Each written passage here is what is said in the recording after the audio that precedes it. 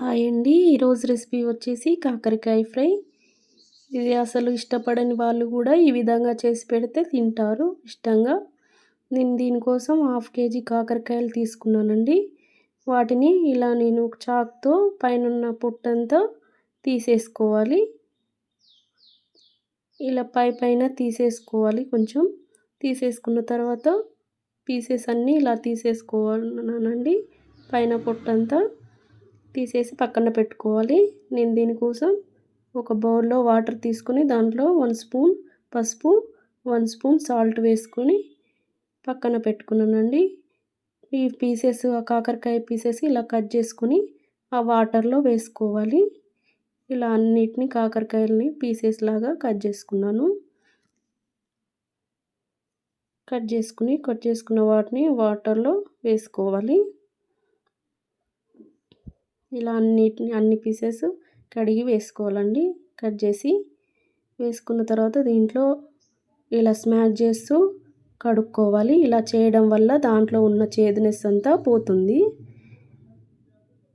నేను deep fry కోసం ప్యాన్లో ఆయిల్ వేసి హీట్ అవ్వనివ్వండి. హీట్ అయిన తర్వాత మనం వాష్ చేసి పక్కన పెట్టుకున్న కాకరకాయ పీసెస్ని దీంట్లో వేసుకోవాలి. వేసుకొని 10 to 15 మినిట్స్ డీప్ ఫ్రై చేయాలండి.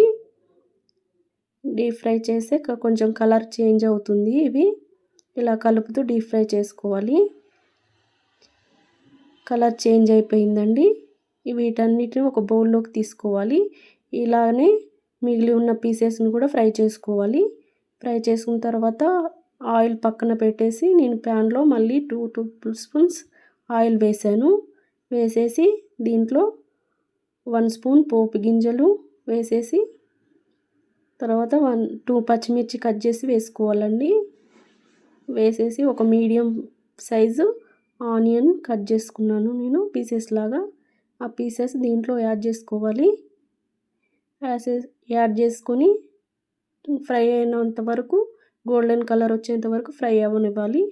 ఫ్రై అయిన తర్వాత నేను ఫ్రై చేసుకున్న పక్కన పెట్టుకున్న పీసెస్ని కాకరకాయ పీసెస్ దీంట్లో యాడ్ చేసుకొని ఇలా కలుపుతూ ఫ్రై చేయనివ్వాలి. 2 మినిట్స్ తర్వాత దీంట్లో 2 స్పూన్స్ సాల్ట్, 2 స్పూన్స్ కారం వేసానండి. నేను దీంట్లో అల్లం వెల్లుల్లి పేస్ట్ కూడా వేసాను. ఇలా కలుపుకోవాలి. అంతా కలిపిన తర్వాత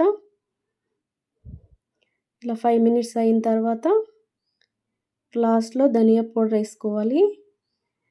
వేసేసి కొంచెం కరివేపాకు,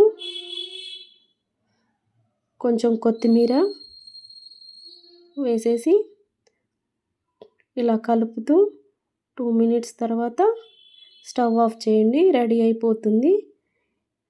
చాలా బాగుంటుందండి. ఇది చేదుగా ఉంటుందని ఇష్టపడని వాళ్ళు కూడా ఇష్టంగా తింటారు. తప్పనిసరిగా మీ ఇంట్లో ట్రై చేయండి. ఈ రెసిపీ మీకు నచ్చినట్లయితే సబ్స్క్రైబ్ చేసుకోండి. Thank you for watching.